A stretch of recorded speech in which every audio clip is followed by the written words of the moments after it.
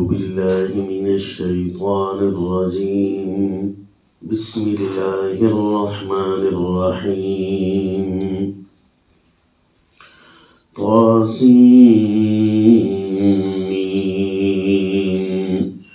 تلك آيات الكتاب المبين نتلو عليك من نبأ موسى وفرعون بالحق لقوم يؤمنون.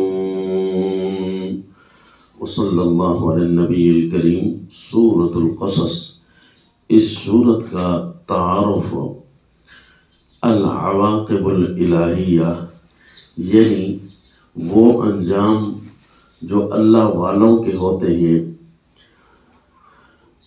وہ کیسے ہوتے ہیں. یعنی جب کوئی اللہ والا بن کر دکھائے، جس طرح پچھلی صورت میں ہے کہ تبشیرات الالہیہ، کہ اللہ تعالیٰ کی طرف سے خوشخبریاں ہوتی ہیں، اور یہ خوشخبریاں اللہ شروع سے دیتے ہیں اور آخر تک مومن کے حق میں ہی رہتی ہیں. اگرچہ بظاہر ان پر کوئی امتحان آ جائیں تب بھی وہ خوشخبریاں ان سے چھن نہیں سکتی. بالآخر فیصلہ مومن کے حق میں ہوتا ہے. والعاقبۃ للمتقین. یہ عجیب صورت یوں ہے کہ صورت کی شروع ہوتے ہی واقعہ بیان ہو گیا. تلک آیات الکتاب المبین نتلو علیک من نبأ موسیٰ وفرعون بالحق لقوم یؤمنون.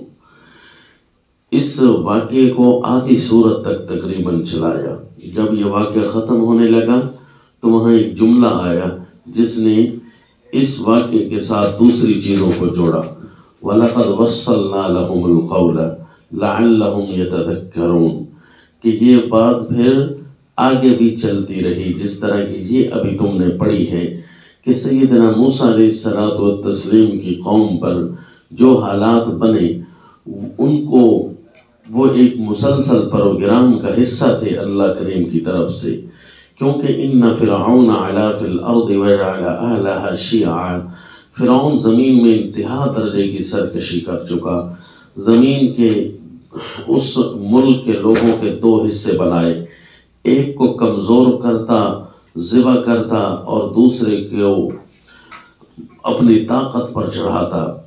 یعنی ایک قسم کے لوگ خراب ہوں اور دوسرے قسم کے لوگ طاقتور ہوں.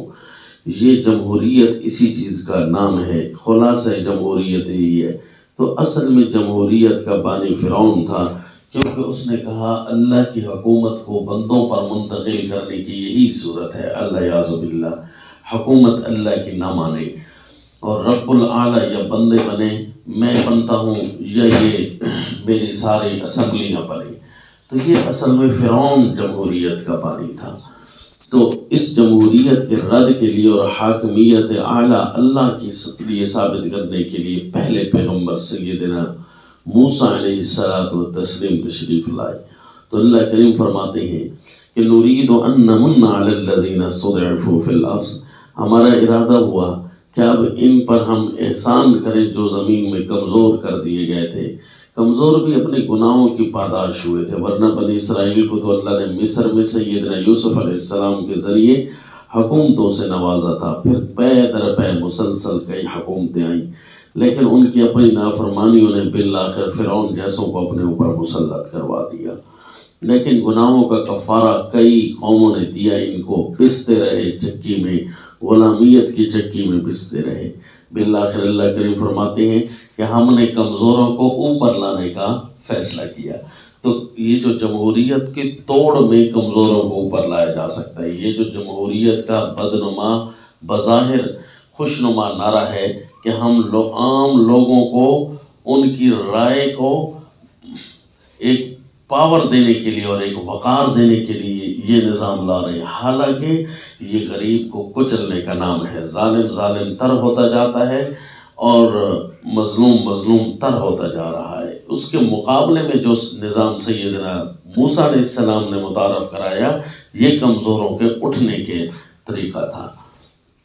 تو اس لیے اس ساری صورت میں اللہ کریم یہ سمجھائیں گے کہ دیکھو آخری فیصلہ تمہارے حق میں نکلے گا اگر تم صحیح رہے۔ اب اس صورت کا دعویٰ کیسے بنے گا؟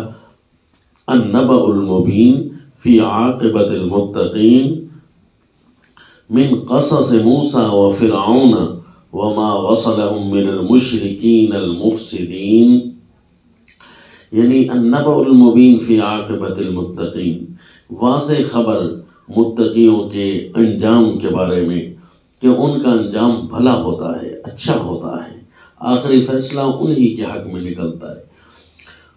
من قصص موسیٰ و فرعون، سیدنا موسیٰ علیہ السلام اور فرعون کے واقعات پڑھ لو، اس کے اندر کیا ہوتا ہے، کیسے سپر پاور زیر ہوئے، کیسے ان کی طاقتیں خاک میں ملی، یہ بھی پڑھ لو۔ اور وما وصلهم من المشرکین المفسدین، جتنے مشرکین مفسدین بعد میں آ کر ان کو اسی تسلسل کو جنہوں نے جاری رکھا، ان کا حشر بھی یہی ہوا۔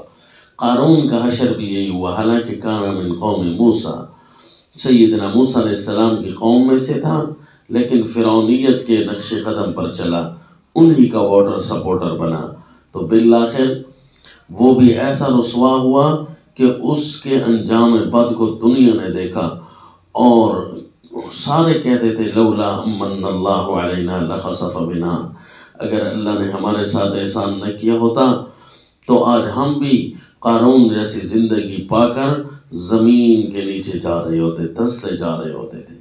تلک الدار الآخرہ نجعلها للذین لا یریدون علوا فی الارض ولا فسادا، جو زمین میں فساد نہیں ڈالتے، جو زمین میں سرکشی نہیں کرتے، یہ آخرت کا گھر تو ان کے لیے ہے۔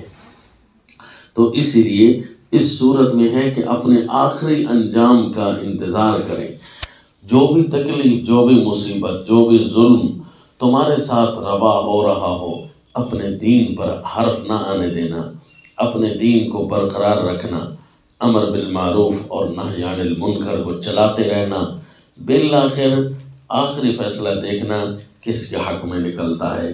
یہ اللہ کا قانون ہے کہ والعاقبۃ للمتقین، آخری فیصلہ متقی لوگوں کے حق میں نکلتا ہے۔ اس لیے اس صورت کا جو تعارف ہے وہ ہے العواقب الالہیہ، وما علینا الا البلاغ۔